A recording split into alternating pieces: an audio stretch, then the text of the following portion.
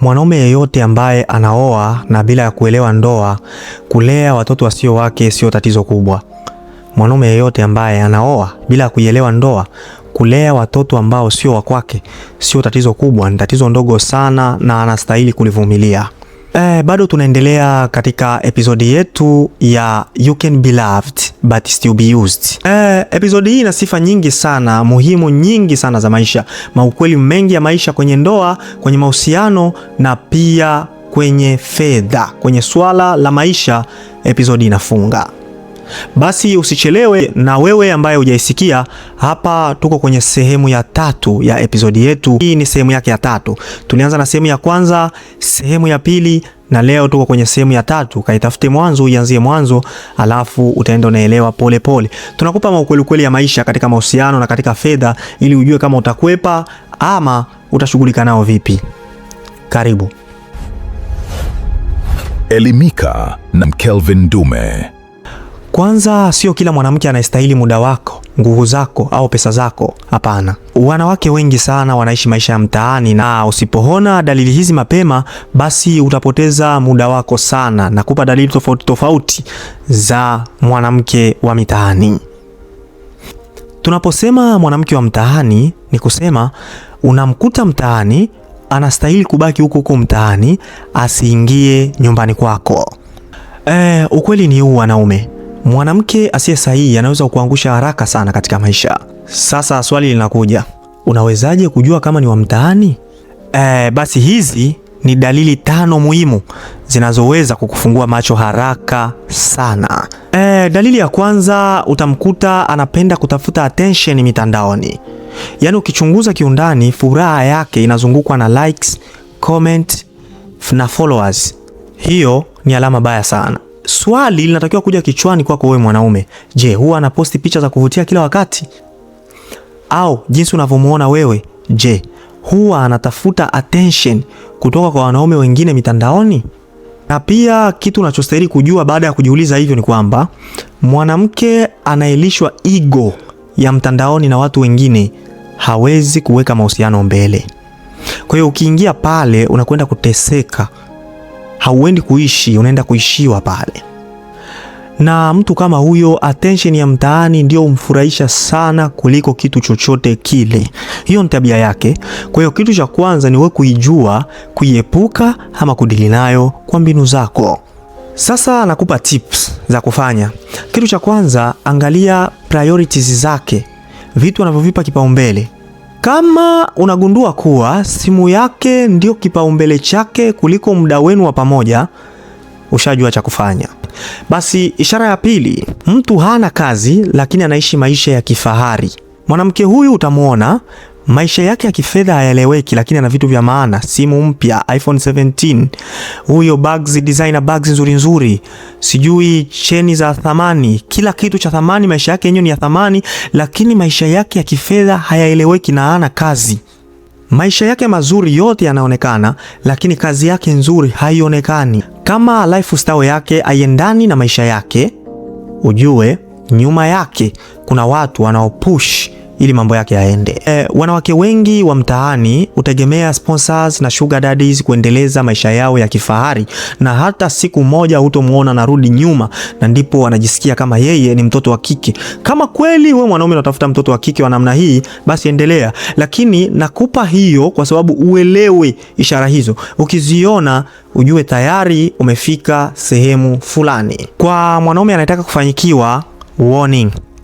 Kama na wewe unataka kuwa mmoja wa wale wanaomsponsor, mmoja wa wale mashuga daddies wake, endelea na mahusiano hayo.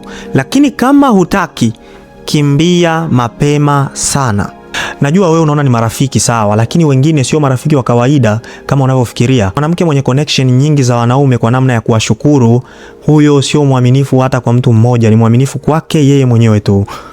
Kama mwanaume wa kweli, usipoteze muda wako kushindana na mitaa kwa ajili ya attention yake. Nyie wote mnamgombania kama mnacheza mchezo fulani, usipoteze muda huo. Ishara ya 3, unakuta mwanamke ana aibu wala accountability yake yeye mwenyewe kwanza hana. Wanawake wa mitaani mara nyingi hupenda drama tu na kelele nyingi. Hakuna chochote. Hana aibu hana accountability kwa maisha yake. Unakuta makosa yote yaliyowahi kumtokea nyuma ni ya ex wake, bosi wake, society, analaumu kila kitu, lakini yeye uaga akosei, yani yuko fresh. Hajawahi kukosea, hajawahi kumkosea mtu. Watu kibao waliwahi kumkosea. Bosi wake aliwahi kumkosea, shangazi yake aliwahi kumkosea. Unakuta wajomba zake waliwahi kumkosea, maex zake, kila kitu, society, watu wanaomzunguka waliwahi kumkosea yeye, lakini yeye yuko fresh. Lakini ukimwangalia huyu mtu anaonekana kabisa ni mtu mwenye makosa, ila yeye mwenyewe ukimsikia hanaga makosa, huwa akosei. Sasa watu kama hao ni kanuni ya 3 inasomeka pale. Kitu ambacho unatakiwa kutambua mapema sana ni kwamba mwanamke mwenye value huleta amani, sio vurugu. Ukiona popote panapotokea vurugu, kuna kitu kiliibua ile vurugu. Na kama vurugu hiyo iko upande wake, inamuhusu, na vurugu hiyo kimuhusu mtu, hana value. Ukiona sehemu yote ambao yeye analeta vurugu, halafu anasema sio kosa lake, basi ni yeye ndio alisababisha, na value hiyo hana. Kwa hiyo anataka apinge kuwa sio yeye, kwa sababu abaki na ile value. Mantiki yako itumike, sio sauti yake itumike.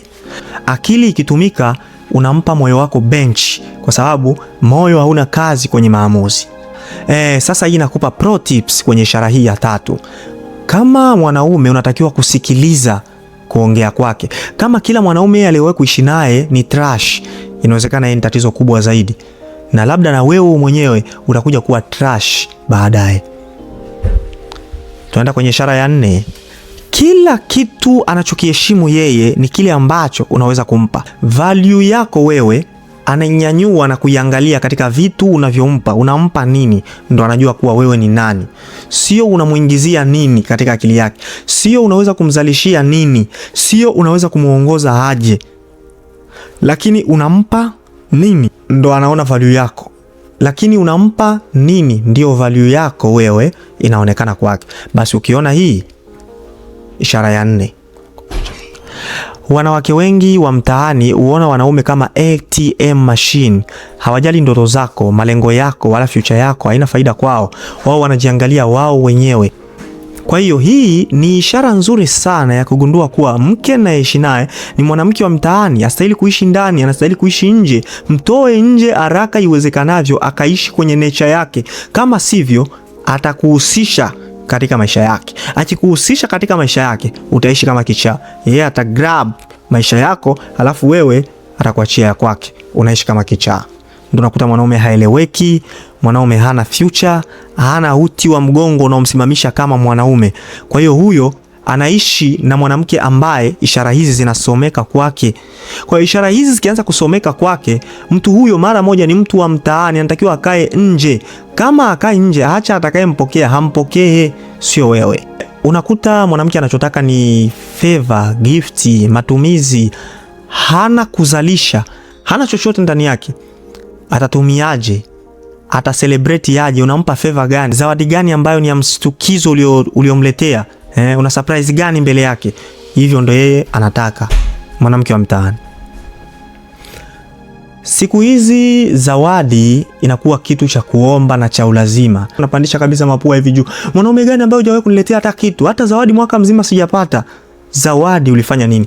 Zawadi inakuwa tafsiri ya ni lazima wewe mwanaume kumpa mwanamke. Na wakati zawadi ni kitu ambacho unaweza kumpa mtu kwa ishara ya upendo, kwa kumpongeza, unapenda kile kitu alichokifanya, likes au love, zawadi itatoka. Kwa hiyo ukimpa ile pongezi, shukrani, hongera zake, ndio kitu kinachoitwa zawadi utakachokitumia kwa kumpongeza yule mtu. Sasa yeye alifanya nini mpaka aombe zawadi? Kama unakuta mwanamke analazimisha zawadi sehemu ambayo wewe haujaona kitu alichokifanya, huyo ni mwanamke wa mitaani. Hata ushaishi naye miaka 10, una uvumilivu. Kwenye ndoa sio uvumilivu. Kwenye ndoa unakwenda kuishi na kusaidiana. Tunavumilia kilioni tu, ndiko hatuwezi kujigaragaza na kulia hovyo, lakini kwenye ndoa tunaenda kuishi na amani. Sasa ukiingia sehemu ambayo unalazimika kufanya kitu, danger. Labda utoke ama kinachokulazimu ukitoe ili uishi na amani. Bado tunaendelea na episode yetu ya You Can Be Loved But Still Be Used. Tuendelee. Unaweza ukapendwa na bado ukatumika. Utatumikishwa mwanaume mpaka lini? Ni lazima kuna wakati ujielewe, hapa natumika ama natumikishwa. Na usije ukatumika kama kitu, unatakiwa ufanye vitu kwa hiari. Sio kwa sababu unapendwa, lakini wanawake siku hizi wanatumia mbinu nyingi sana za kukutumia bila wewe mwenyewe kujua. Unajua sijui ungefanya hivi, sijui nini na nini na nini. Na wanafanya kwa sababu eti ni upendo. Na wakati unajua kabisa kwenye fikra zako ni ulazima unaofanyika. Basi na nilazimu tu nifanye mimi mwanaume. Sio wanaume ndo unaendelea kuishi kwa ulazima. Kuwa mwanaume ni kuendelea kuishi kwa kutaka kwako ili uitwe mfalme. Tafuta malikia kwa busara. Kama kila mazungumzo yanaishia kwenye kuomba vitu, huo sio upendo. Jua tu unatumika. Hapo unatumika kabisa kakangu. Upendo wa kweli ujengwa kwenye heshima na kusaidiana, sio transaction. Hitimisho ni kwamba niwaambie tu wanaume wenzangu, mitaani sio kwa kutafuta malikia. Wewe ni mfalme. Mitaani sio kwa kutafutia malikia wako. Kwa nini? Kwanza kabisa, ukiona tabia hizi zote nazotoka kuzitaja hapa, usijaribu kumbadilisha. Wewe sio mwokozi wake. Jithamini vya kutosha. Ondoka pale ulipo mapema sana. Wekeza nguvu zako kwa mwanamke anayekuheshimu, anayejenga na wewe na anayelingana na maono ya maisha yako. Tumia hekima tu, utanielewa. Tunaongea mengi na ni vitu vingi vinashangaza sana, lakini si ni bora wewe kinachokushangaza? Mimi kinachonishangaza sana ni kwamba kuna wanaume wanaokufa kabla hawajasubscribe channel hii. Kama wewe ni mwanaume, subscribe channel hii ili kuendelea kupata maudhui bora kama na haya. Kama wewe ni mwanaume, subscribe channel hii, bila shaka utafurahia. Zingatia mambo haya kwa kila engo. Kila tabia unapoiona hata moja, usiridhie kuishi na mwanamke huyo ndani mwako. Kwa nini? Kwa sababu mwanamke huyo atakufanya wewe ukaishi naye mtaani siku za mwisho, ama wewe mwenyewe ukaishi mtaani, yeye akaruke kwa mwingine akamzugezuge maishani mwake. Hii ndio sababu iliyonifanya kuandika kitabu changu kinachoitwa Kanuni 7 za Kijana Mtukutu. Soma kitabu hiki upate kufanikiwa kwenye engo zote za maisha, kwenye mahusiano na kwenye masuala ya kifedha pia. Usizubae. Soma sasa hivi Kanuni 7 za Kijana Mtukutu ili upate kuondokana na financial vampires wa kike. Komenti PDF hapa chini nami nikutumie linki sasa hivi upate kujisomea na kuendelea katika maisha yako. Tumia hekima tu, utanielewa. Mission ya AEGS Speaker ni kukumwagia ukweli ya maisha ili uache kuitwa trash, uanze kuitwa man. Tumia hekima tu, utanielewa. Sio mwingine, ni wako Mwalimu Kelvin Ndume, na hii ni AEGS Speaker. Hapa tunaangalia ukweli ya maisha.